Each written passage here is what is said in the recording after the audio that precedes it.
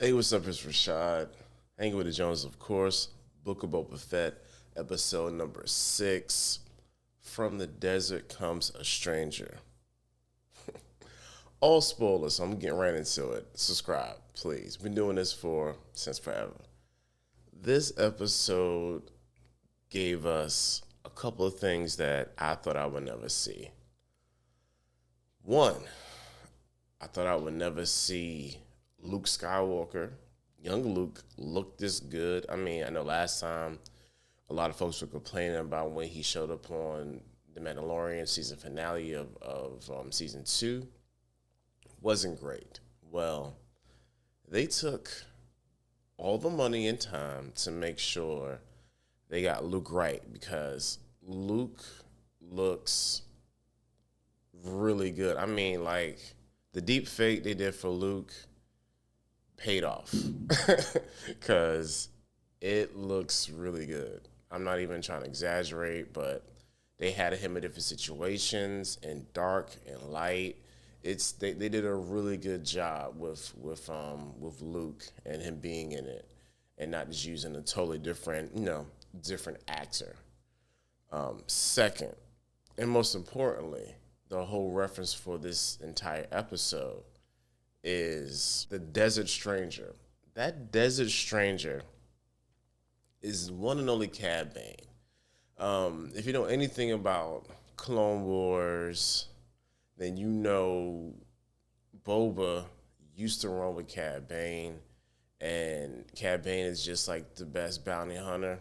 He's almost like not even almost, it's basically an analog for somebody who was like from a legit Western. Like he's a straight gunslinger, like we got him. We got Cad Bane. Cad Bane showed up last on the Bad Batch with Fennec Shan. So a young Fennec Shan knows who Cad Bane is.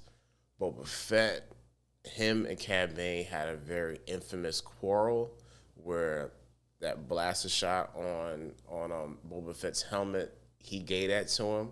So Cad Bane coming up and just killing the mayor as well as the deputy over in Freetown. it's yeah, it's gonna be good. And seeing how he also works for the Pikes, that's gonna be very interesting to see how this plays out in the next episode. If he comes back, or he should come back. I don't see why not. So yeah, I'm excited. Like I'm really hyped because Cad Bane is probably one of the best characters from the animated side of Star Wars, and him coming over to the live action. I'm hoping it's just not like a one time thing. I mean, his campaign looks really good. Like how they did like his wardrobe and makeup, and how he looks translated into live screen is they did a good job, man. I can't even lie. Real good job on Cad Bane. Okay, so this episode essentially is two things. It's Grogu training, and it's rounding up the troops because they're trying to fight the Pikes. So the Grogu training part is very interesting because this whole idea of attachment in the Jedi is really weighing on Luke as well as Grogu because Grogu still kind of wants to go back to the Mandalorian. Luke, however, still doesn't realize because he's at a point of his life where he's exploring and trying to form the new Jedi Temple, which we see there's like some like ant worker droids there building like a hut like that was on Octu.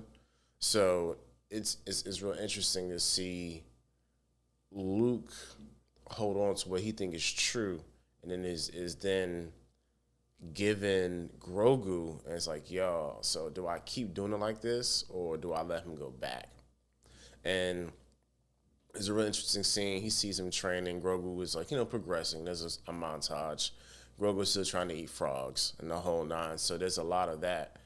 And the way that okay, so Mando shows up and he wants to give him, of course, the armor, and the armor is adorable. I mean, just to be honest, it's the cutest thing ever. And this man, Luke, almost forgot. There's this scene where Luke starts to unlock Grogu's mind about his past, and we see Grogu in Coruscant at the temple, and it's Order 66. Commandos are killing Jedi. We see him there. We don't see who saves him and none of that, but we do know that Grogu was at the temple. Is a humble savage because he tried to make some shoes, which is crazy. Like, yo, chainmail, you know what I'm saying? Or I'll give you Yoda's lightsaber.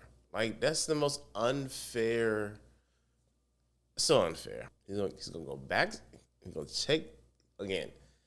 take the armor, go back to Mando, go back to Din Djarin, and then eventually end up taking that dark saber and just be a Jedi Mandalorian and unites both things, just as the first one with Tar Vizsla, as they showed the audience last week. Of course, that was shown way back in in Rebels as well. One more thing, the Pikes also leave an explosive device in Mos Espa, where Garson Fwip, runs a little casino with the band and stuff. Yeah, so we're gonna see what happens with that too. Boba Fett makes a cameo in this episode as well, and he shows up and talks about some strategic stuff, and not a lot of Boba. I got a shirt, but not a lot of Boba.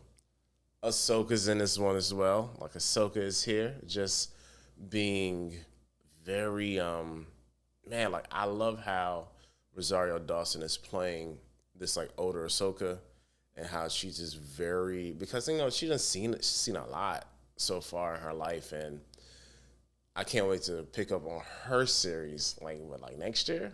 Yeah, it's gonna be good. Rosario Dawson's doing a great job playing Ahsoka, but that's all I got, man. Like, I'm just hyped. I'm so hyped. Like, they did a good job, man. I can't wait till next week, yo. Like, next week is gonna be crazy. It really is. Yeah. All right. That's all I got, though. Till the next time.